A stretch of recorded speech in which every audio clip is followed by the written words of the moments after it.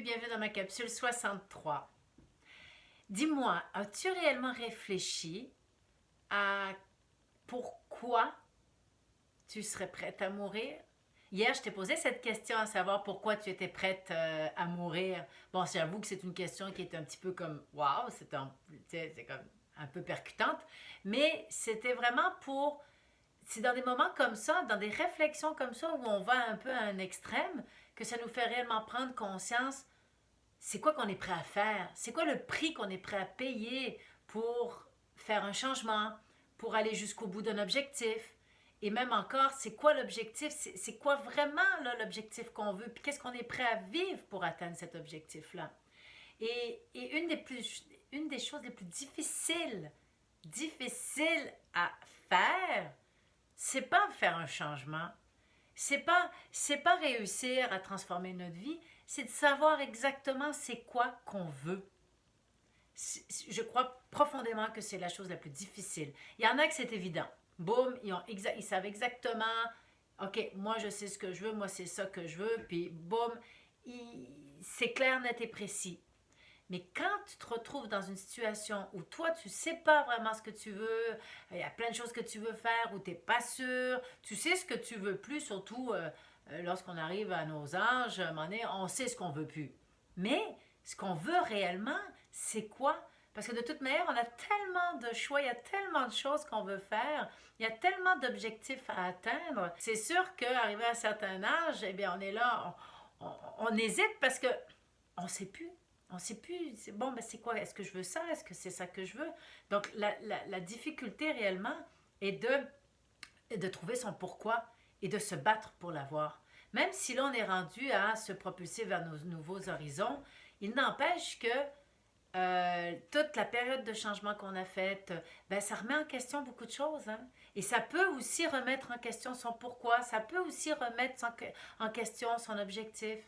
C'est comme moi, par exemple, je suis en train je me remets énormément en question et donc c'est pour ça justement que je fais cette vidéo-là où je parle du pourquoi et même si on est rendu au 63e jour de notre défi de 90, où là on arrive presque à la fin de notre transformation, pourquoi je me remets en question? Parce que justement, durant toute cette transformation-là que j'ai faite, je me retrouve où, bon ben, OK, la nouvelle dimension que j'ai atteinte, ben, me fait réfléchir à, c'est-tu ça vraiment que je veux?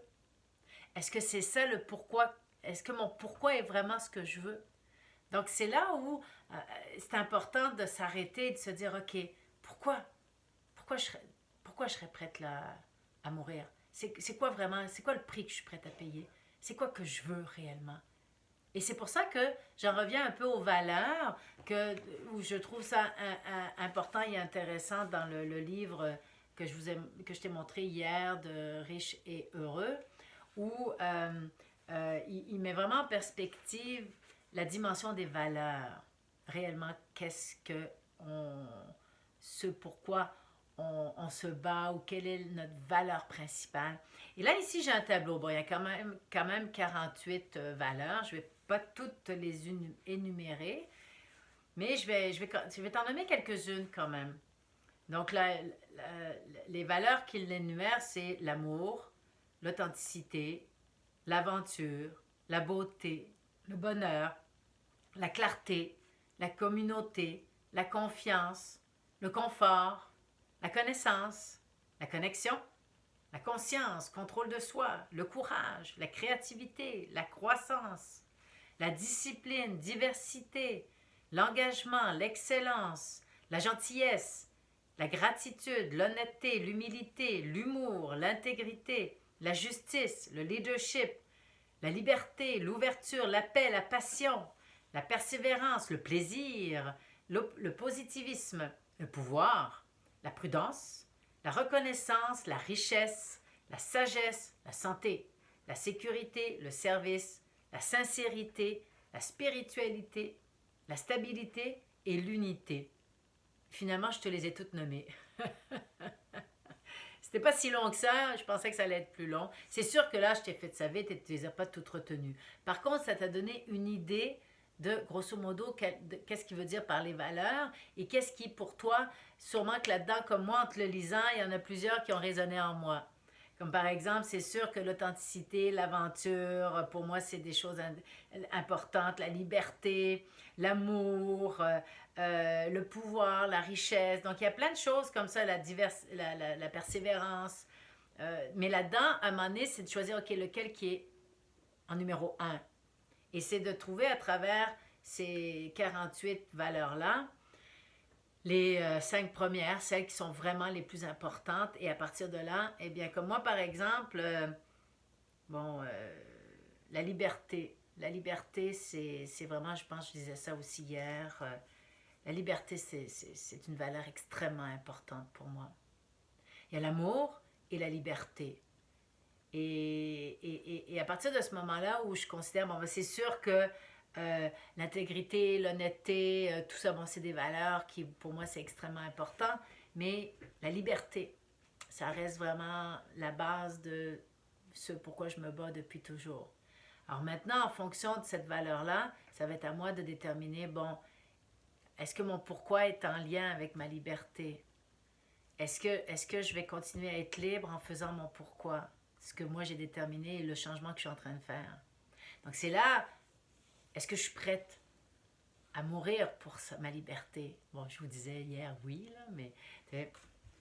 Et donc, c'est tout ça qui est important d'aller voir et comprendre aussi. Et là, ici, il met, ce que je trouve intéressant, c'est qu'il met un autre tableau qui va être des antivaleurs. Je ne savais pas que ça existait des anti-valeurs. Mais après, il met entre parenthèses éloignement des valeurs. Donc, les anti-valeurs, c'est ce qui va nous éloigner de nos propres valeurs. Et là, il met, bon, l'agressivité, l'anxiété, l'apathie, l'arrogance, l'avarice, la colère, le conflit, le cynisme, le dégoût, la douleur, la frivolité, la haine, l'hypocrisie, l'immoralité, l'infidélité, l'injustice, l'inquiétude, l'isolation, la jalousie, la maladie, la malhonnêteté, le mépris, la mort, la paresse, la pauvreté, la peur, la procrastination, le snobisme, le stress et la suspicion. Donc ça, c'est toutes des anti-valeurs qui nous amènent à l'opposé, qui nous éloignent de nos valeurs. Donc on voit très très bien le côté... toutes nos valeurs, c'est toutes des belles valeurs positives et les anti-valeurs, ben, on se rend compte que c'est des choses extrêmement négatives. Puis c'est sûr que je ne vais pas avoir la valeur de « Oh, moi, ma valeur, c'est la jalousie ». Non, ça, on est d'accord. T'sais.